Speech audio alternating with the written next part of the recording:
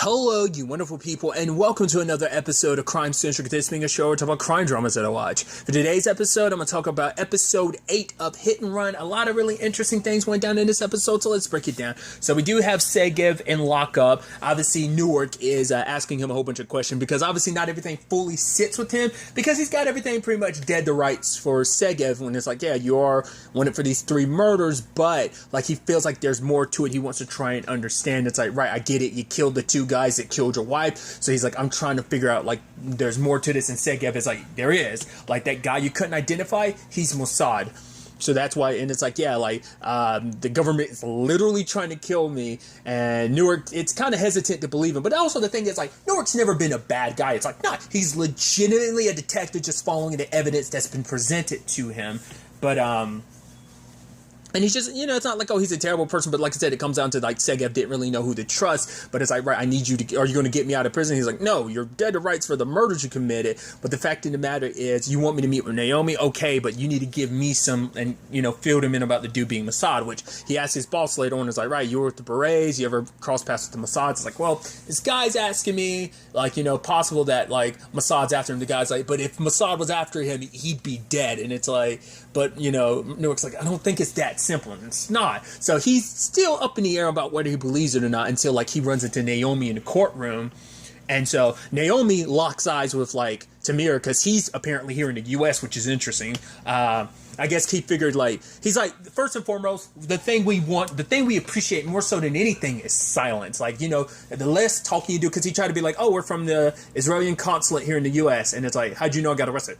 We keep an eye on all Israeli people that are here in the U.S., like, just in case, like, some shenanigans happen. He's like, oh, the U.S., prison system, especially in the U.S., very dangerous place. And he's just like, cut the bullshit. Like, what do you really want? It's like, I want you to be quiet about what you potentially know and everything.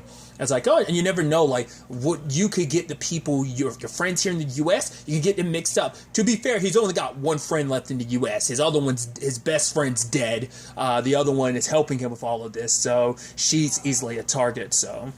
But outside of the courtroom, she was able to convince Newark by being like, yeah, this is Danielle. Her real name is Sophie. She was a CIA agent. And it's not until he looks into it himself, he looks at Sophie's situation and is like, right, here's American dancer killing Tel Aviv. It's like, it's the same person. He's like, well, shit. And I love, like, someone nearby is looking at it. He's like, fuck you looking at? Which, I love that that's the go-to way to say that. Instead of saying, like, what the fuck are you looking at? It's just shortened to, fuck you looking at? Like, I don't know why that just always gets me, but it's just like, he's like, man, damn it, like, this is at least some of this story is real. And at the same time, Naomi's trying to talk to her boss about, like, hey, like, Karina, I need you to run this story. And she's like, all right, I've read a little bit of it, but all right, we're gonna have to go through the proper channels, get the lawyers involved if we want to try and get Segev, like, in a position where he can be okay, like, especially if, like, a story of this nature. She's like, I'm not making any promises. And then later on, the head honcho at the magazine is like, we're not running this story because it could come off as biased because you dated the guy. And even Naomi's like, it was 20 years ago, which I didn't know that history went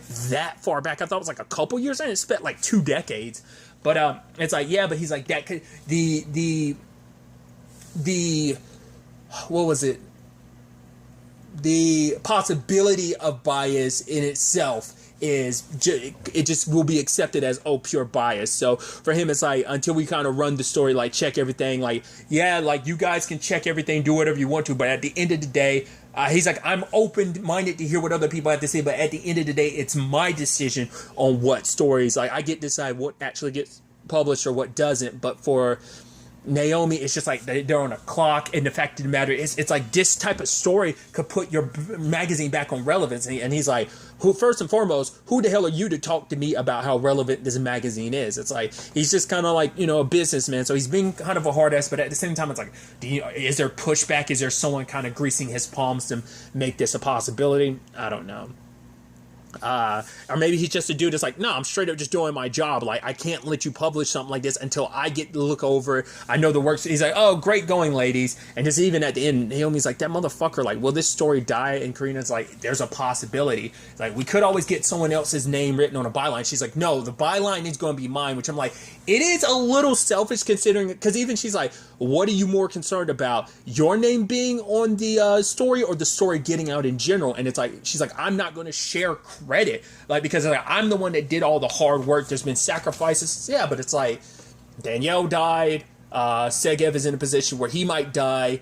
Ron's already dead. And it's just kind of like, I don't know. I think I get it, because it's like, right, this is your job, this is what you do, but you don't want anyone else to have credit. But also, it's like, if the story is that important, you'd want it to get leaked out. I wonder, is it something she's going to just leak on her own? Even if she did, it would destroy her credibility. She'd be blacklisted, because they would definitely be like, oh, this is the same story you were coming to us about. She'd be blacklisted, like, forever. So I'm sure, like, that no one would want to work with her. No one would hire her again. So, but I don't know if it'll come down to that or not. But she wanting credit the way she does, it makes sense, but at the same time, considering her circumstances, I thought you would kind of put, like, because Segev and so much is at play here, I thought you would kind of put that first and foremost, but you kind of being a little selfish and like once again, it just kind of shows, like, obviously you don't have the most altruistic reason. It's like, hey, you're trying to expose the story, you're trying to save your friend, but at the same time, you're not willing to cross certain lines, because, like, right, if you share it with someone else, then maybe, like, put someone else's name there, you get some credit, but not the full credit of everything.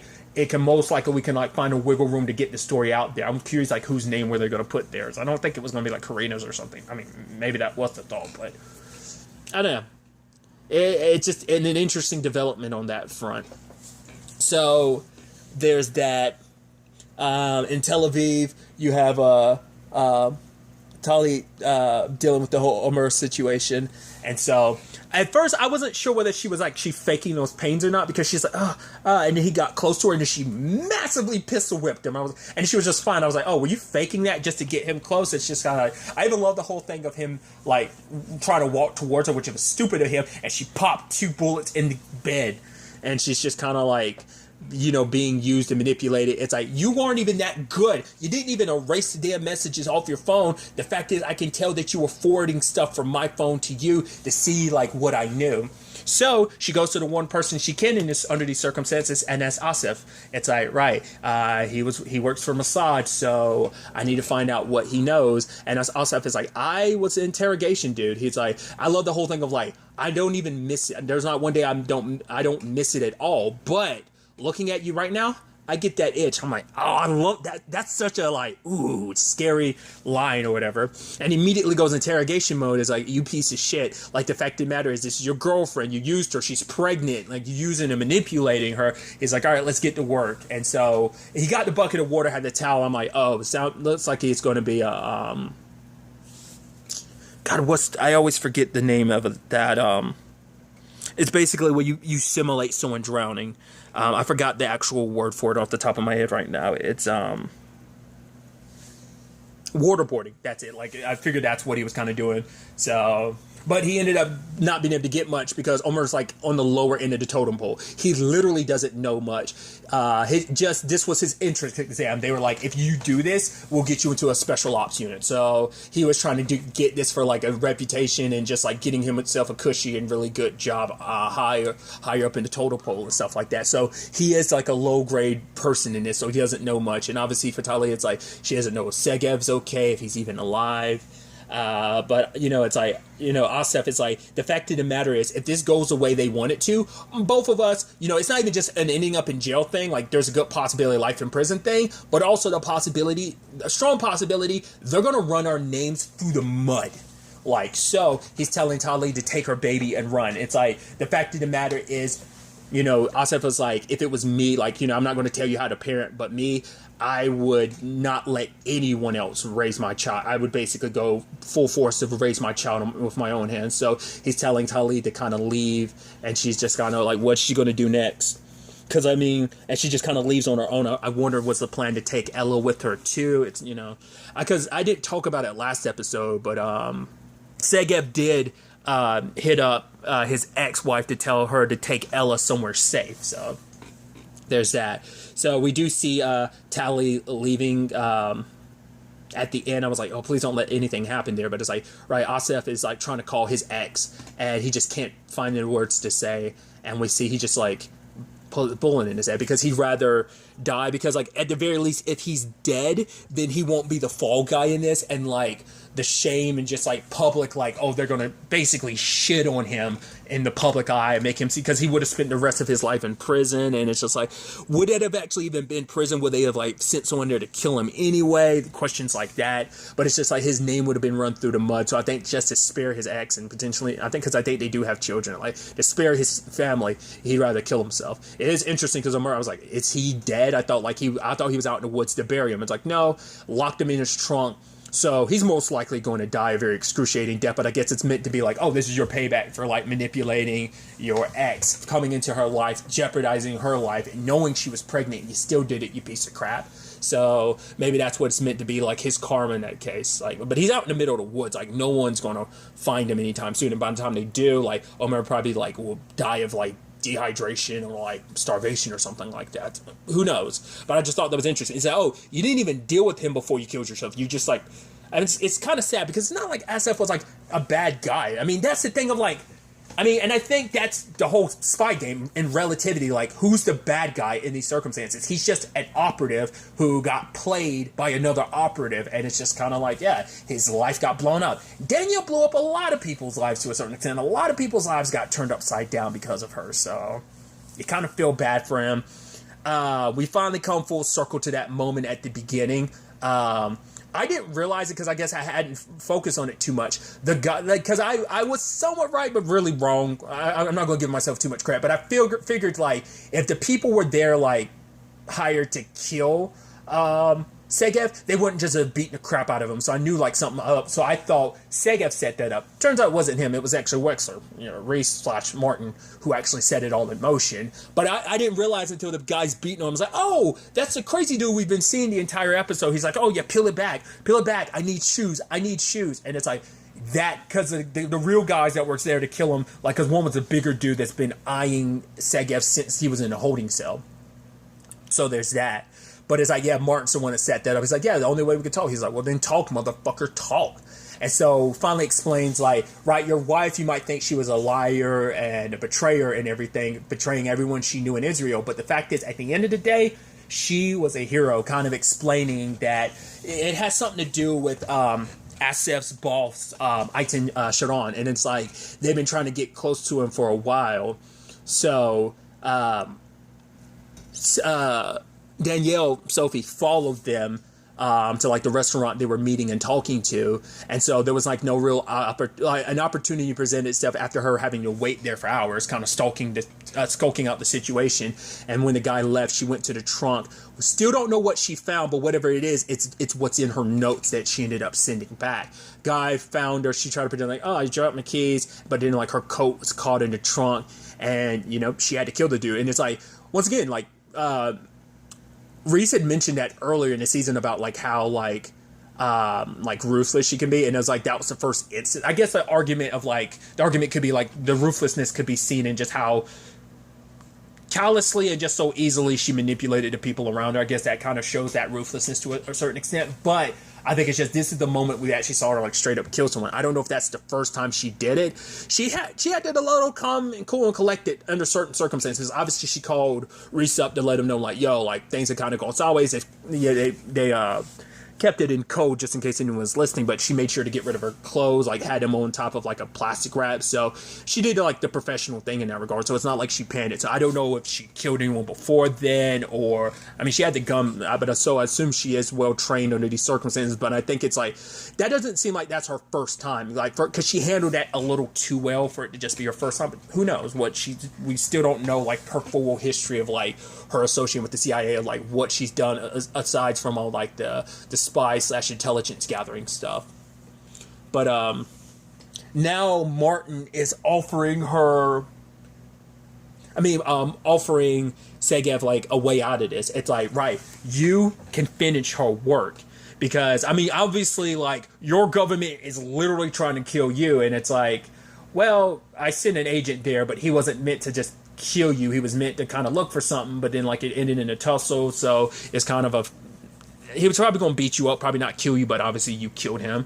And that was even something Martin's like, my biggest mistake is I've constantly underestimated you. I've always like sold you short. And it's like, that's kind of mainly on me. But he's like, I'm willing to give you. And I was wondering, I was like, how do you find your way out of this, considering all that you're connected to? It's like, right, having someone in the CIA basically make you disappear, make it seem like, oh, Segev died in prison from his wounds, but you get to start a new life, fresh record if you get me the books, which we know Naomi has those. So is Segev really going to help Martin, or is this just kind of like, I'm going to help you up to a certain extent and then I'm going to screw you over? Who knows? Because it turns out the reason why Danielle died is because she didn't want to leave them behind. It was the thing of, yeah, it was I like how you brought up last episode. I do believe she got close to Segev of her own volition, and then afterwards Martin came and being like, well, yo, like, that's kind of crazy you did that, but it's like, right, it helped fill your cover a little bit more, so fine, let's just do it like that. So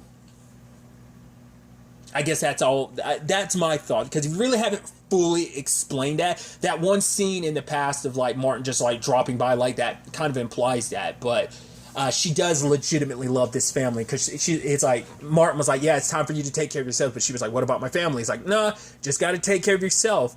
And so when she got back, the immediate like, oh, like I gotta leave thing, like, but it's like, right, she had 72 hours, but she waited too long, because ultimately she wanted you guys to move to, like, at least Segev, which it would have involved Ella too, but it's like, right, she wanted you to move to New York with her, because she wasn't going to come back to Tel Aviv, because like now like she kind of screwed the pooch. So I wonder how, maybe because even Martin was like, we don't know the full extent of everything, but because of what we saw on the CCTV, we kind of pieced together like what all ended up going down. So I'm assuming Mossad and everything like saw that as well. So, but because she wanted to try and convince Segev to come to New York with her, because she wasn't coming back, it was going to be her excuse to be like, right, this way I can make an excuse to have us stay in the U.S. And but it's like, yeah, like what, he couldn't, his entire life was here. Ella's mom is here, his family, well, slash Ella's family, but also like his cousins, like all of his family, his entire life's in Israel, like Tel Aviv in particular. So, you know, so, but if she had left sooner without being so concerned about them, because they weren't just a cover to her, they were important to her, they did matter. It was, you know, that life of lies, it took its toll on her, because she felt bad about all the lies and deception, because she actually really cared for them. So, but Martin's offering Segev this way out, but it's like, he's like, how do I know I could trust you? He's like, you really don't have much choice. So Newark was like, had called up previously to be like, oh, put him in protective custody. It's like, wait, I ordered you guys to put him in protective custody. How the hell did he get hurt? I mean, based on what we saw, it seemed like obviously he had already gotten attacked before then, but that's because probably the guards would have probably came and got him immediately before the other guys would have had a chance to attack. But it's also like, who knows how that would have went if the crazy guy wasn't sent by Martin to like handle things that way. Who knows, like if Segev would have gotten killed in that situation, would he have been able to handle his own, because he was facing them like straight up until that dude came and like sliced his leg or whatever. I think that he was part of that crew. I don't think that was the crazy guy that cut his leg. I think the crazy guy's just the one that came in, just beat the everly shit out of him. So, but by the time Newark goes back to the infirmary, he's like, well, ain't that a bitch, because he's going now. So next episode is the season finale, so it's really going to be interesting to ultimately see how this all plays out, because like I said, Tamir's still in the US, and the fact is that Naomi locked eyes with him, and then he looked at Naomi in the courtroom, because he's probably thinking like, he probably has been keeping an eye on her, maybe, you know, she's done a good enough job to keep herself off of the radar. So maybe he doesn't quite know her part to play, and it's like I said, it depends on like whether there's more to like the dude who runs the magazine being like put into kibosh on the story, at least to a certain extent, and being the one saying like, oh, I'll determine whether or not the story gets published. Now, whether he's like getting like told by like Tamir or something, or like there's some like conspiracy going on that level, or whether that's just him, like that's a whole conversation. Hopefully we get some answers to all of that, like I said, in the season finale. I'm interested to see how the season ends up wrapping up. But really, that's all I want to talk about. Till the next time we meet, be happy, be safe, live life to the fullest, enjoy it, good day, and goodbye.